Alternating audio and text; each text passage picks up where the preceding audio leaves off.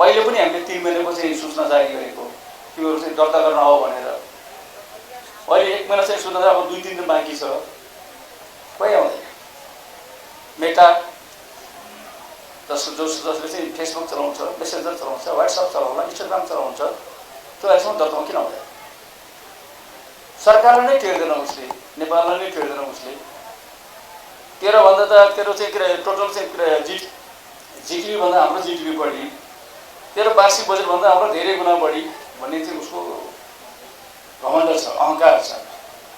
तेरो मुलुकमा चाहिँ जम्मा 1 अरब चाहिँ हो आम्दानी हुने हाम्रो कति बिलियन ट्रिलियन चाहिँ हाम्रो आम्दानी छ, त्यो केही पनि होइन भन्ने कारण त्यसलाई किन मान्नु पर्ने? तेरो चाहिँ तपाईँको सोसल चाहिँ डिजिटल प्लेटफर्मको चाहिँ जुन खालको विधेयक चाहिँ बिल चाहिँ तिमीले सम्झौता त्यहाँ हाम्रो असहमति छ। नेपालमा कस्तो कानुन बनाउने, नेपालमा कस्तो संविधान बनाउने नेपालले भनेको कि हामीले भनेको त्यो घमण्ड गरेर बस्यो भने त्यसमाथि प्रतिबन्ध लाग्छ मैले भनेको छु। होइन हामी चाहिँ के चल्छौँ भने चल्यो भने आउनु पऱ्यो।